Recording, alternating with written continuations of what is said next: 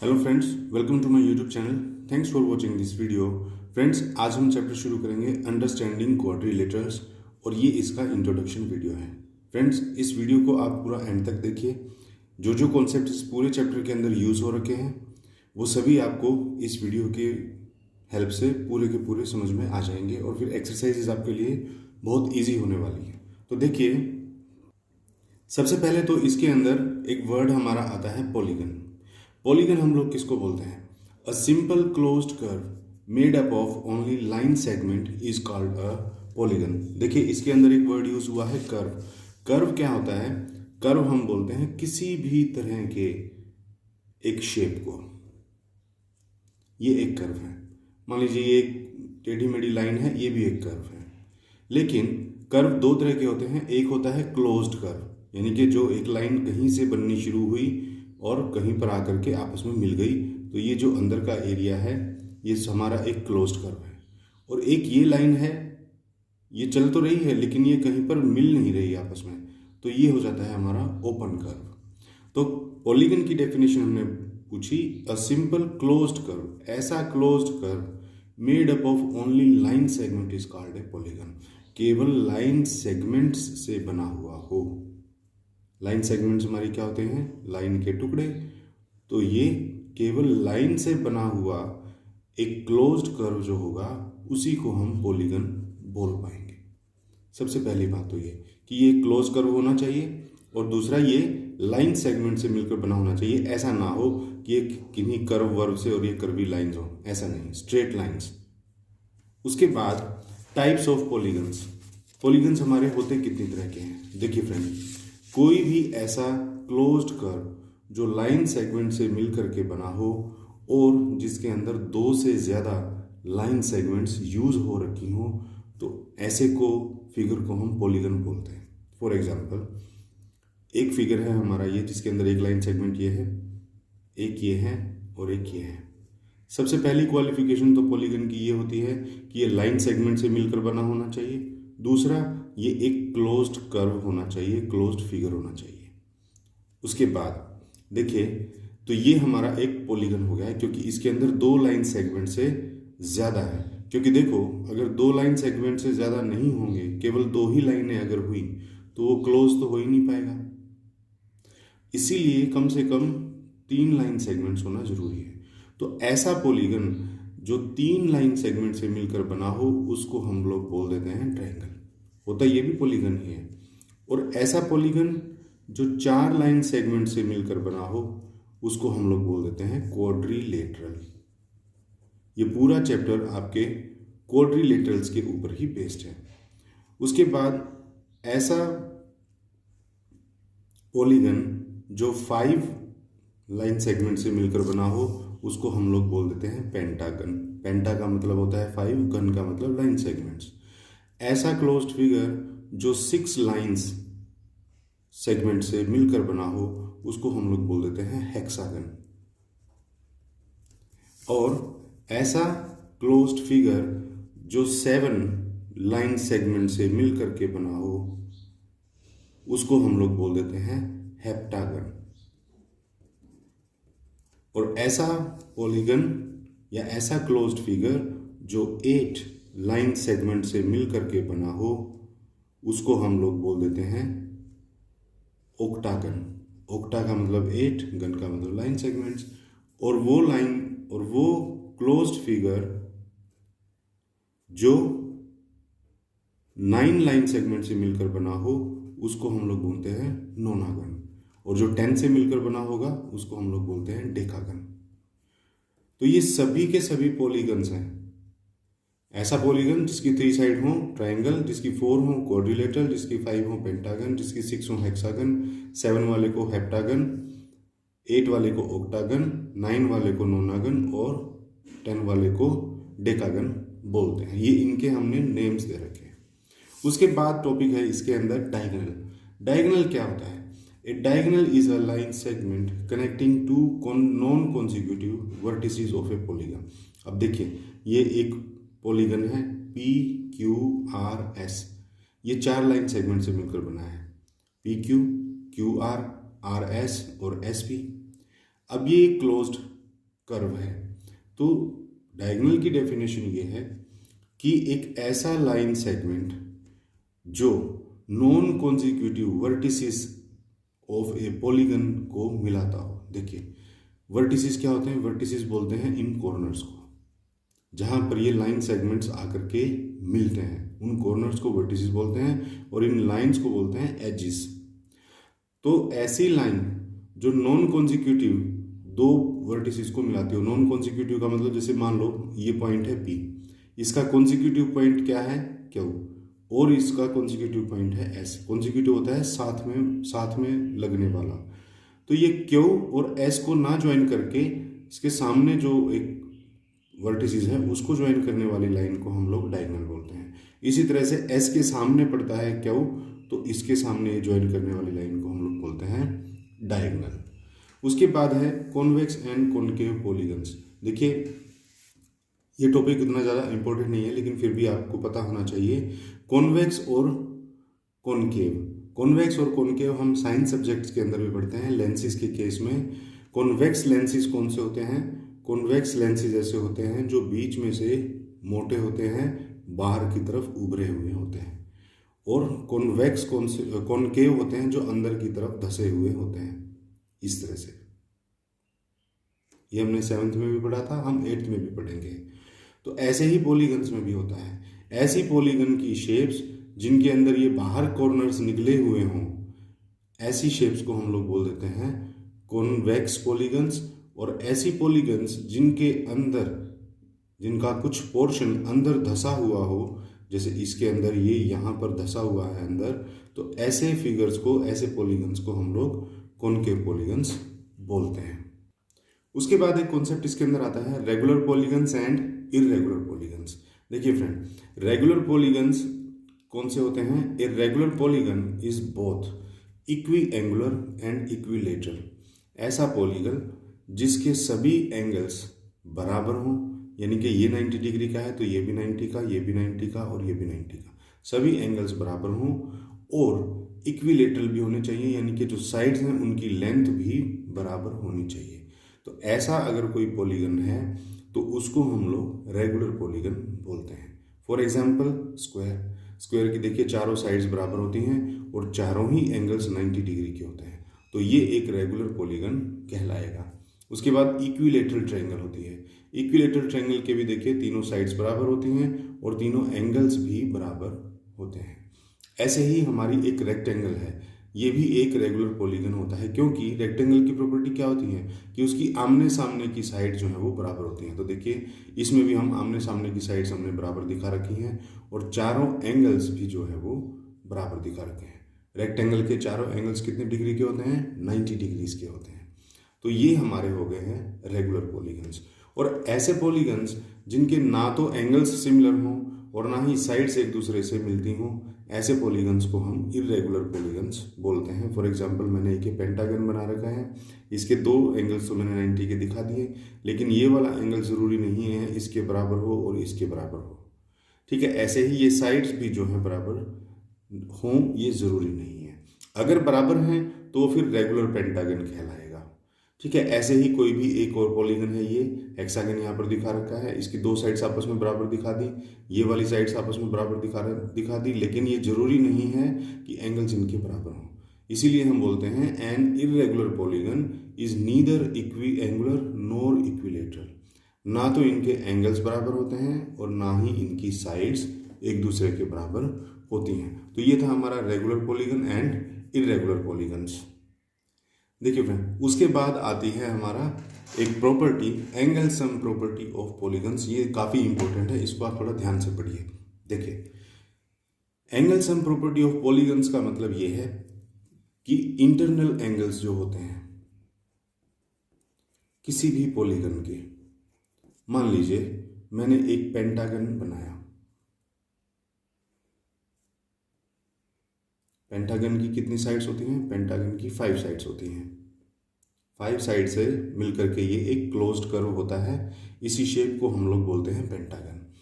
अब ये जो अंदर वाले एंगल्स हैं, 5 एंगल्स होंगे क्योंकि इसकी 5 वर्टिसेस हैं, 5 ऐसे पॉइंट्स हैं जहां पर ये लाइन सेगमेंट्स आपस में मिल रही हैं। तो इन पांचों एंगल्स का जो सम होगा वो कितना होगा, उसका हमारे पास एक फार्मूला है। Angle sum is equal to n-2 multiply by 180 degrees. और ये जो n है ये क्या है, ये है नंबर ऑफ साइड्स। तो मान लीजिए मुझे पेंटागन का निकालना है, तो पेंटागन की नंबर ऑफ साइड्स कितनी है, 5। 5-2 मल्टीप्लाई बाई 180 डिग्रीज। तो 5-2 होता है 3 मल्टीप्लाई बाई 180 डिग्रीज। तो 3 इंटू 180 ये हो गया 540 डिग्रीज। तो इन पांचों एंगल्स का जो सम होगा वो होगा 540 डिग्रीज। और ये जो रूल है, ये जो फॉर्मूला है, ये केवल इंटरनल एंगल्स के लिए होता है। इंटरनल एंगल्स का सम अगर आपको निकालना है तो इस फार्मूले से आप निकाल सकते हो। मान लीजिए कोई 4 साइडेड फिगर है, तो 4 साइडेड फिगर में भी हम लोग इसी फॉर्मूले से निकाल सकते हैं। देखो n-2 इंटू 180, तो साइड्स हैं हमारी 4, तो 4-2 इंटू 180 डिग्रीज।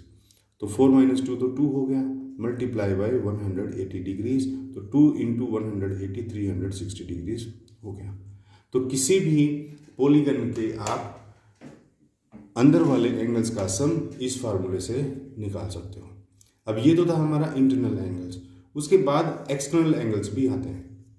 देखिए कोई भी शेप हो, कोई भी पॉलीगन हो, उसके बाहर भी तो एंगल बने हुए होते हैं ना। मान लो एक पॉलीगन मैंने ये बना रखा है, अगर आप इसको ध्यान से देखो तो ये एक पेंटागन आपको नजर आएगा। देखो एक साइड ये है, एक ये है, एक ये है, एक ये है और एक ये वाली साइड है। अब इसके इंटरनल एंगल्स मैंने लिख दिए। ये वाला एंगल है मेरा 100 डिग्री, ये वाला एंगल है मेरा 75, ये वाला है 135, ये वाला है 165 डिग्री और ये वाला है 65 डिग्री। अब इन तीनों सारों पांचों एंगल्स का अगर आप सम करोगे तो 540 ही आएगा। देखो 100 प्लस 75 175 प्लस 135 ये हो गया 310। 310 प्लस 65 डिग्री 375। 375 में 165 ऐड करेंगे तो ये आएगा 540 डिग्रीज। तो इंटरनल एंगल्स का सम तो आपके पास आ गया। उसके लिए तो हमारे पास फार्मूला भी है n-2 इंटू 180 डिग्री। अब एक्सटर्नल एंगल, देखिए एक्सटर्नल एंगल चाहे आपकी कोई भी पॉलीगन हो, चाहे वो ट्रायंगल हो, चाहे वो रेक्टेंगल हो, चाहे पेंटागन हो, चाहे हेक्सागन, चाहे नोनागन, चाहे कितनी भी साइडेड फिगर हो, उसके बाहर के एंगल्स का जो सम होता है वो हमेशा 360 डिग्री होता है। ना इससे एक भी डिग्री कम होगा, ना ही इससे एक भी डिग्री ज़्यादा होगा। फॉर एग्जाम्पल अब मैं इसी फिगर से देखो आपको प्रूव करके दिखाता हूँ। देखो मेरा ये वाला एंगल है 165, तो मेरा ये बाहर वाला एंगल कितने का हो जाएगा। देखो अगर इस लाइन को मैं थोड़ा सा और एक्सटेंड कर दूँ तो ये आपको एक स्ट्रेट लाइन नज़र आती है। तो ये वाला एंगल प्लस ये वाला एंगल मिल करके 180 डिग्री का एंगल बनाएंगे, क्योंकि ये दोनों एंगल लीनियर पेयर हैं, या यूँ कहें कि स्ट्रेट एंगल्स हैं। स्ट्रेट एंगल वो होता है या सप्लीमेंट्री एंगल्स वो होते हैं जो मिल करके 180 डिग्री का एंगल बनाते हैं। तो टोटल 180 डिग्री में से 165 तो ये अंदर वाला हो गया, तो ये बाहर वाला हो गया 15 डिग्रीज का। क्लियर। इसी तरह से आप इसको देख लो, ये अंदर 65 डिग्री है तो ये बाहर वाला एंगल कितना हो जाएगा 180 माइनस 65, ये हो जाएगा 115। अब ये अंदर वाला यहाँ 100 डिग्री का है तो ये बाहर वाला कितने डिग्री का हो जाएगा 180 माइनस 180 डिग्री का हो गया। अब ये यहाँ अंदर वाला एंगल 75 डिग्री का है तो ये इधर वाला एंगल कितने डिग्री का हो गया 180 माइनस 75, ये हो गया 105 डिग्रीज। अब ये वाला एंगल 135 डिग्री है तो ये वाला एंगल हो गया है 45 डिग्रीज का। तो अब अगर आप बाहर वाले एंगल्स का सम करोगे तो 360 ही आएगा। देखो सबसे पहले 45 डिग्री प्लस 15 60 प्लस 115 ये हो गया 175 प्लस 80 255 प्लस 105 ये हमारा बनता है 360। चाहे कोई भी शेप हो, सिर्फ लाइन सेगमेंट से मिलकर बनी हुई होनी चाहिए और क्लोज्ड कर्व होना चाहिए और 2 से ज़्यादा साइड्स होनी चाहिए। तो ऐसा कोई भी पॉलीगन होगा उसके एक्सटर्नल एंगल्स का जो सम होगा वो हमेशा 360 डिग्री होता है। तो ये तो था हमारा angle sum property. Interior angles के लिए हमारे पास ये फार्मूला है n-2 इंटू 180 डिग्री, और एक्सटर्नल सम के लिए हमें सीधा सीधा मालूम है कि बाहर के सभी एंगल्स का जो सम होता है वो 360 डिग्री होता है। उसके बाद देखें कुछ क्वाड्रिलेटरल्स हमारी जो डेली यूज के अंदर हमको फेस करनी होती हैं, उनकी कुछ प्रॉपर्टीज हमको दे रखी हैं। क्वाड्रिलेटरल क्या होता है? क्वाड्रिलेटरल ऐसा फिगर होता है जिसकी 4 साइड्स होती हैं और वो एक क्लोज्ड कर्व होता है। तो ऐसे ही क्वाड्रिलेटरल्स हमको दे रखे हैं, पैरेललोग्राम, रोम्बस, रेक्टेंगल, स्क्वायर और काइट। तो सबसे पहले पैरेललोग्राम की प्रॉपर्टीज हम पढ़ते हैं। पैरेललोग्राम होता क्या है? A quadrilateral with each pair of opposite sides parallel. ये एक ऐसा क्वाड्रिलेटरल होता है जिसकी अपोजिट साइड्स जो होती हैं वो इक्वल होती हैं और एक दूसरे के पैरेलल भी होती हैं। ये वाली साइड इसके पैरेलल होगी और ये वाली साइड इस वाली साइड के पैरेलल होती है। और इसकी प्रॉपर्टीज क्या है? Number 1, opposite sides are equal. इसकी अपोजिट साइड्स एक दूसरे के इक्वल होती हैं। अब ये वाली साइड इसके इक्वल है, ये वाली साइड इसके इक्वल है, लेकिन इसके लिए ये जरूरी नहीं है कि ये वाली साइड इसके इक्वल हो। नो, अपोजिट साइड्स इक्वल होनी जरूरी है। दूसरा, अपोजिट एंगल्स आर इक्वल। मान लीजिए एक ये एंगल है ए, तो इसका अपोजिट एंगल है सी, तो ये दोनों एंगल्स जो हैं बराबर होंगे हमेशा। और एक ये एंगल है बी, ये बराबर होगा डी के। दूसरा, डायगोनल बाइसेक्ट वन अनदर। और ये जो इसके डायगोनल्स हैं ये एक दूसरे को इक्वल हाफ पे काटेंगे, यानी कि ये जो ए ओ लेंथ है ये बराबर होगी ओ सी के, और डी ओ जो लेंथ है वो बराबर होगी ओ बी के। और पैरेललोग्राम की एक और प्रॉपर्टी होती है फ्रेंड्स, पैरेललोग्राम के एक ही लाइन के ऊपर आमने सामने ये बने हुए जो दो एंगल्स होते हैं, इन दोनों का सम जो है हमेशा 180 डिग्री होता है, और इन दोनों एंगल्स को हम लोग बोलते हैं को interior angles of a parallelogram. ये हमारी पैरेललोग्राम की प्रॉपर्टीज है। उसके बाद है रोम्बस। रोम्बस की डेफिनेशन क्या है? A parallelogram with side of equal length. ये एक ऐसा पैरेललोग्राम है जिसकी सभी साइड जो है वो बराबर होती है, जैसे कि ये वाली साइड्स भी बराबर होंगी, एक दूसरे के बराबर होती हैं। तो देखिए इसकी प्रॉपर्टीज क्या है? All the properties of a parallelogram. सभी पैरेललोग्राम्स की जो प्रॉपर्टीज होती हैं वो भी इसके ऊपर लागू होती हैं, जैसे कि opposite sides are equal, opposite sides are equal. दूसरा, diagonals are perpendicular to each other. इसके जो डायगोनल्स होते हैं वो एक दूसरे के परपेंडिकुलर होते हैं, यानी कि ये जो पॉइंट ऑफ इंटरसेक्शन है इसके ऊपर ये जो एंगल बना है ये 90 डिग्री का है। ये सारे ही एंगल 90 डिग्री के होते हैं। क्लियर?